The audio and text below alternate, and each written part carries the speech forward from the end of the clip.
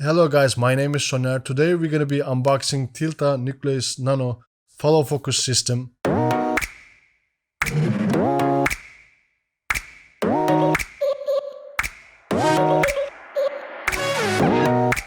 I bought this with my own money. This video is not sponsored. This is an honest review. And also you can find the link down below if you want to purchase this product. So let's dive into it.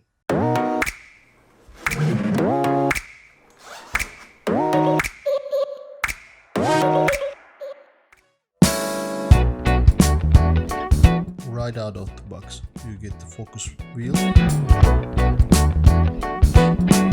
a focus motor, base plate with 4-inch long 50mm rod, a quick release plate, crane mounting clamp,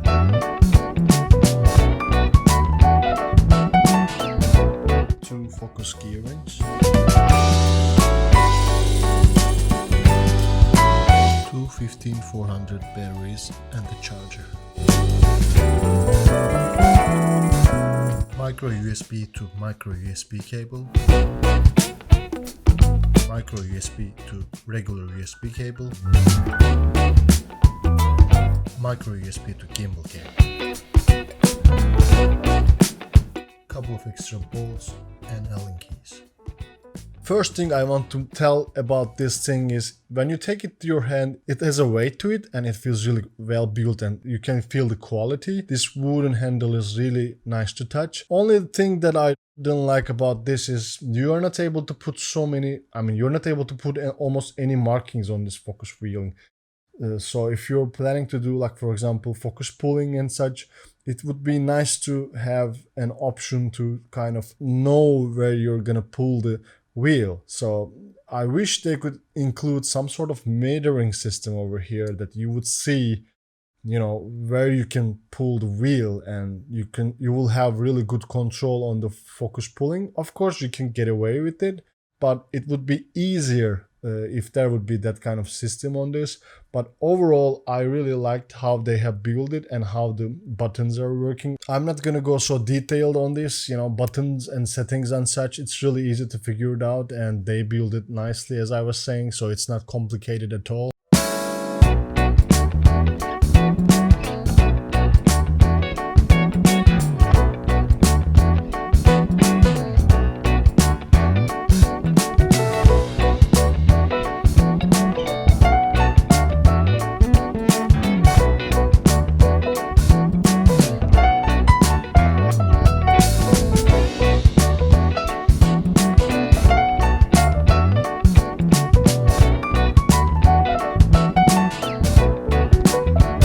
And this thing is not rechargeable, so you need to have a power source to power this up. And you can use a USB bank, any kind of power bank for this, or if you have a rig, you can already, pull a cable out of your V-mount battery or something. So it's not difficult to power this up. But I want to touch to one detail about this. For example, if you're using a power bank, these are giving 5-volt output. So this will get 5-volt output. For example, if you have a lens which needs more torque to turn it, if it's like heavy gearing and such, for example, a cine lens, it can be. If you put more power to this from the V-mount battery, this will get more power and it will have more torque to turn that cine lens. So, but if you're using, for example, a photo lens to shoot videos and such, for example, I'm using Sigma 18-35, this have no issue turning that lens. So don't get that idea that it's weak. But if you are using a cine lens, let's say, and if it needs more torque to turn it, you can use a V-mount battery to power this up and this will have more power. Don't think that it doesn't have enough power if you're trying to, turn a cine lens with this, and if you're powering up with the USB power source, most probably the reason is that it doesn't have enough power to turn the wheel, but it has enough, torque inside built, but the power source has to be powerful. So I think it's really important to catch that detail over there. Don't press the motor too much to gear, it will have too much resistance, so leave a little bit of space that it will move comfortably.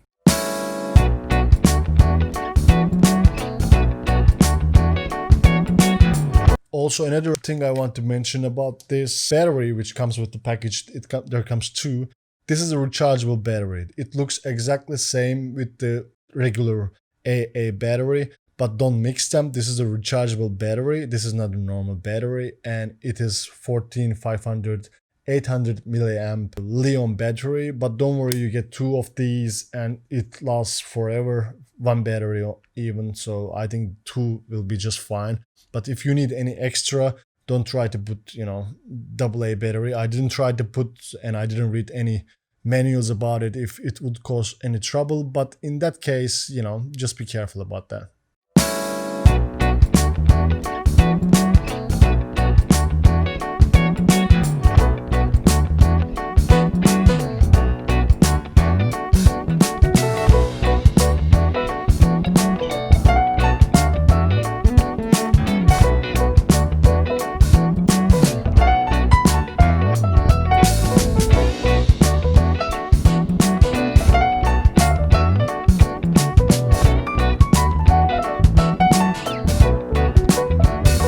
Also, another thing to notice that it's nice that it's coming with some sort of a bag that it will not get lost, these pieces, but because most of them are really small and easy to, if they're not on a rig, get lost around somewhere if you have too much equipment. So it's really nice to have it somewhere packed up if you need it. It's here, all the equipments, and you can just pull it out and all the stuff that you need is here. And it's also nice to see that they have put almost everything what you need to just go out and put it on and start shooting.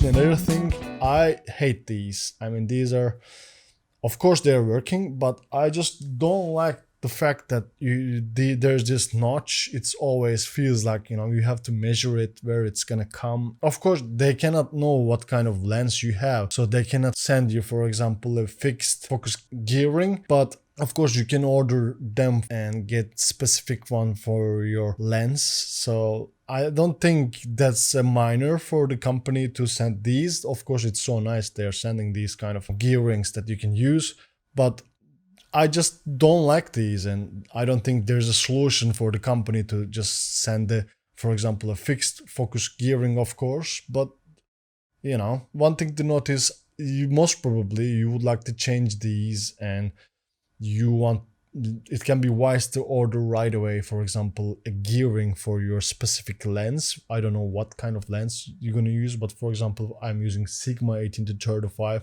I know that I need a 72 millimeter gearing. It can be wise to get it right away to just, put it on and be done with it. Another thing to mention, that this is almost weighing nothing. This has a little bit weight to it, but this doesn't need to be on your rig. This can be, like somewhere else. And this is really lightweight. It's really nice to see this kind of technology fixing all your needs about focus pulling and, focusing and such. So good job, Tilta.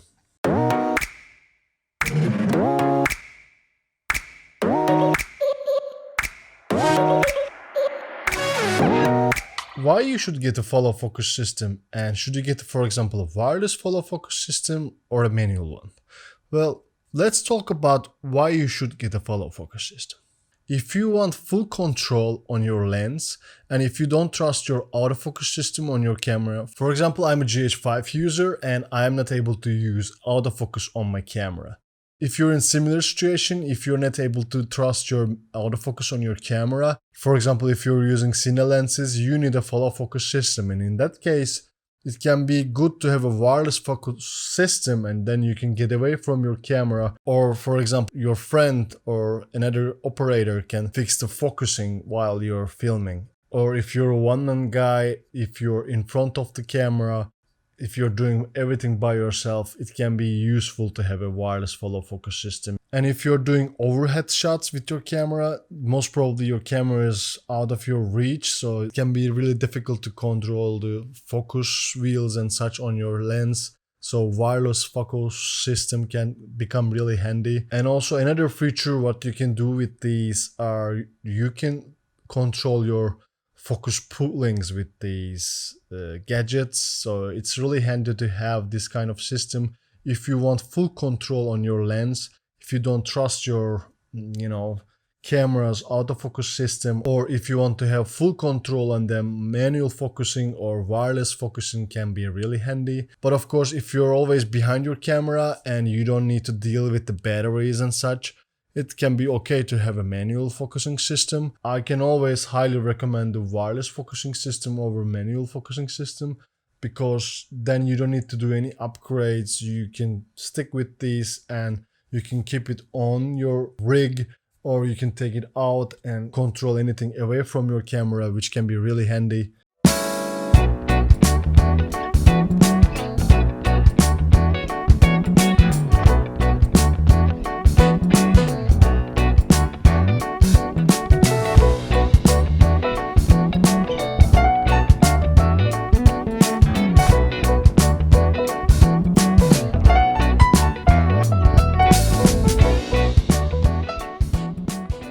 Thanks for watching. I hope this video was helpful for you. Leave a thumbs up if you liked the video. Don't forget to subscribe if you haven't already, and see you guys in the next one.